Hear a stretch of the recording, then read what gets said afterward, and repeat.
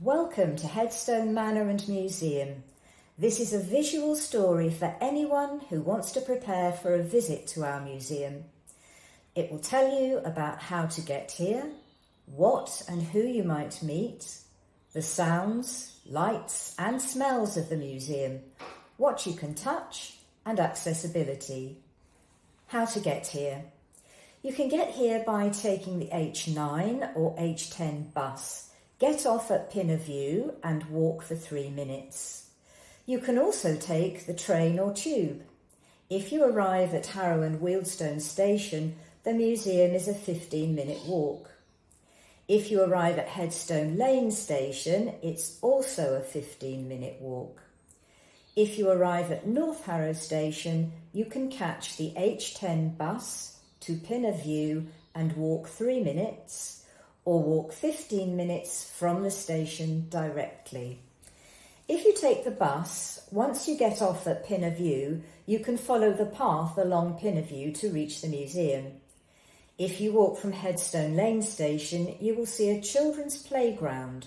Follow the path around it to reach the museum.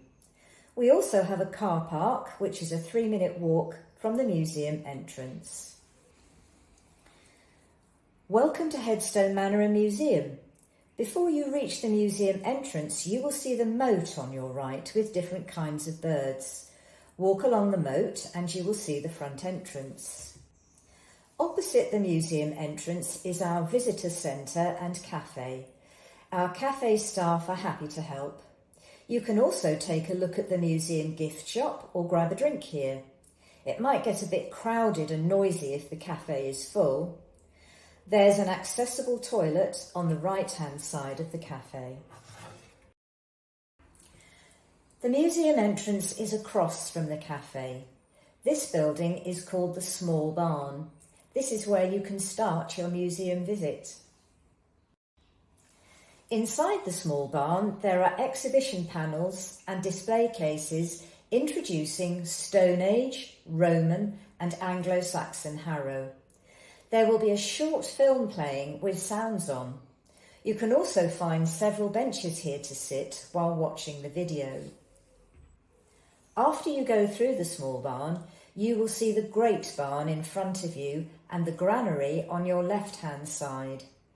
If a school group is visiting, the granary might be closed. There will be a sign next to the granary's front door that will tell you if it is open. If the granary is open, downstairs you will find the art cart. You can help yourself to pencils and colouring, do some art activities and play with some soft toys too. There is an accessible toilet on the ground floor of the granary as well. When you leave the granary, you will see the Great Barn in front of you. It's only open for special events like weddings, markets or community events.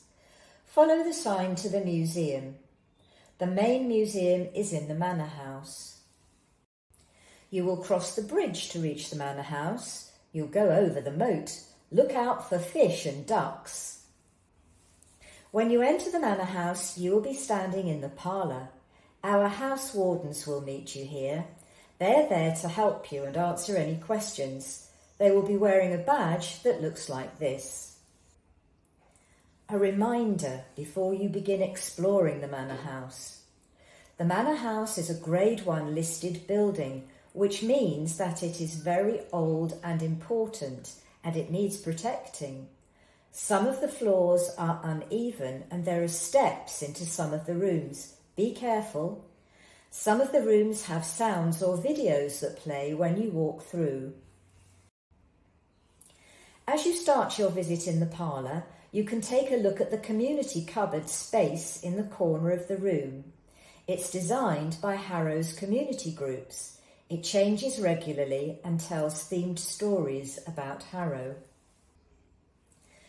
There is also a model of the Manor House in this room, which you can touch and move around.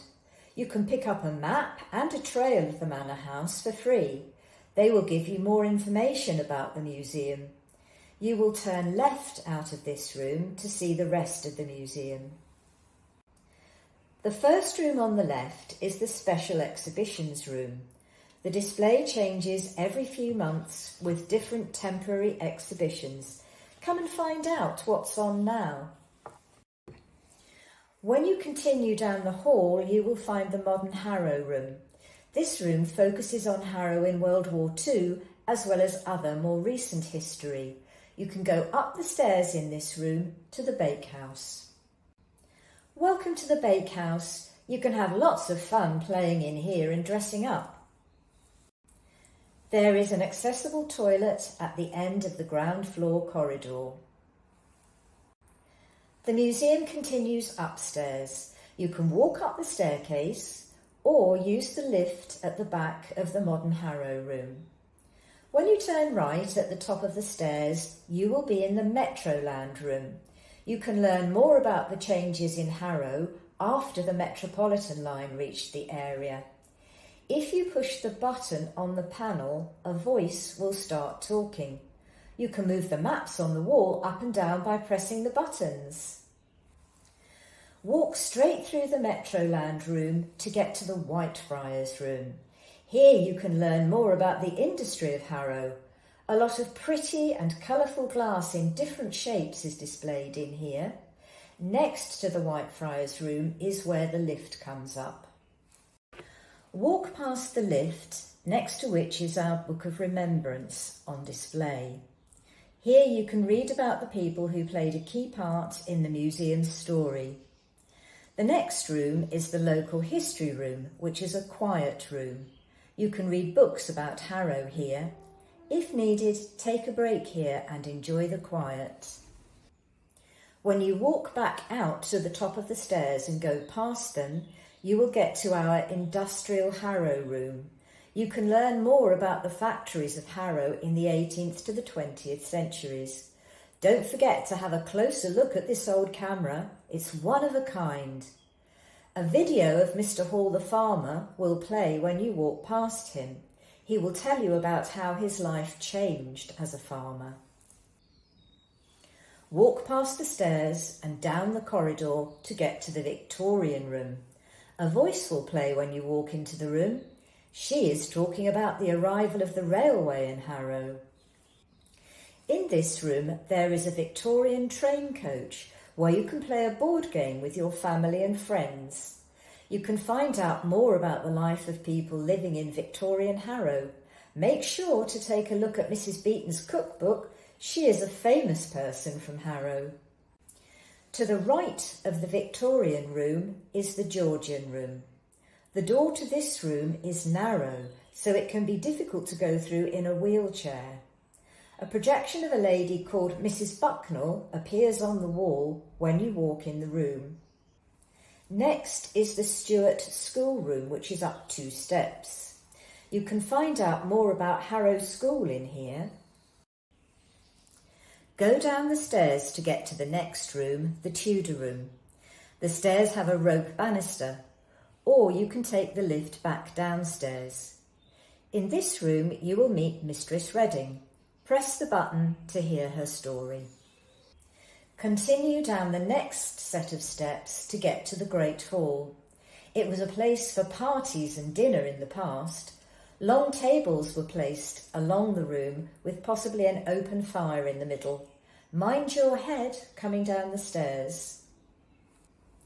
When you leave the Great Hall, you will see the buttery just ahead of you. It is colder in this room. They used to use it as a chilled pantry. If you push the button on the panel, a voice will start playing. Leave the manor house by the back door to see the garden. The back door is on your left as you leave the buttery.